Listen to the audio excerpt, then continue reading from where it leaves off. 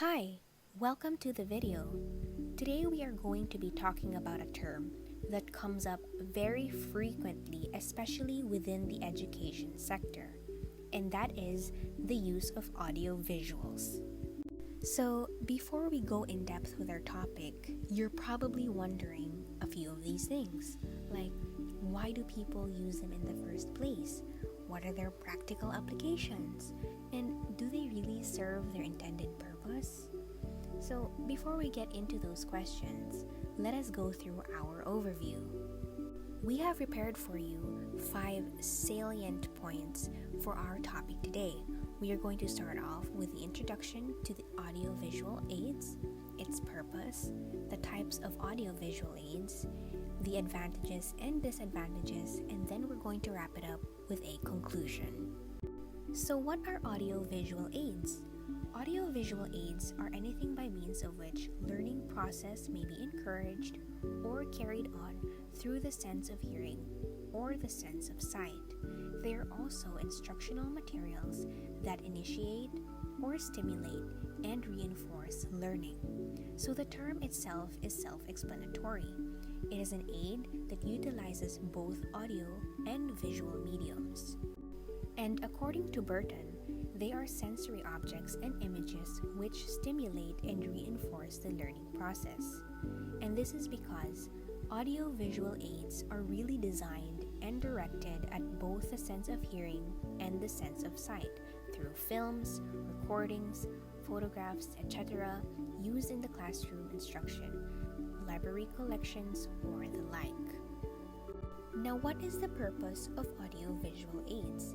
Audiovisual aids' purpose is to gain and hold the student's interest, as it comes in different and interesting types of materials, and through that, it increases retention and understanding. Next, it improves speed and comprehension and interest of the student, just like watching educational videos online, and stimulates the development of understanding and attitudes. Moving on to the types of audiovisual aids, they may actually take the form of the following: PowerPoint presentation in support of a verbal lecture, videos with voiceover and moving or still images, film strips and flashcards, pictures and posters, and even diagrams and models that educators may use to supplement an interactive and interesting form of teaching. Next, we have the advantages and disadvantages of using audiovisuals. First is the disadvantages. Studies have shown that the use of audiovisual aids in the classroom is greatly helpful for the students in developing and understanding complex concepts. The use of these devices enables the students to grasp these concepts quickly and easily. The latest technological advancements may present many options before the teachers to make their job easier. Here we have the examples of the advantages. First, gets the attention of the participants. Second, easy to follow through. Third, participants feel more engaged. Fourth, easier to explain or put things in perspective. Fifth, easier to remember. And lastly, helps keep mistakes at a minimum. Next, we have the disadvantages.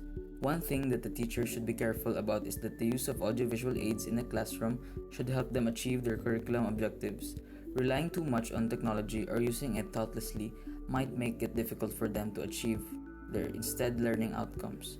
It is because used in this manner, these devices will act as a distraction. It will also damage the valuable relationship between the teacher and students, doing more harm than good. Teachers should understand that audiovisual tools are there to assist them, not to take their place. And here are some of the disadvantages. First, it's easier to lose focus. Second, requires a well-designed presentation or material. Third, participants might pay more attention to the graphics than the audio. And lastly, we have the conclusion. It is clear that audiovisual aids are important tools for the teaching and learning process.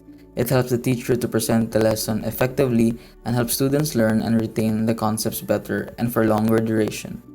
Use of audiovisual aids improves the students' critical and analytical thinking. And that would be all for our report. Thank you for listening, and God bless.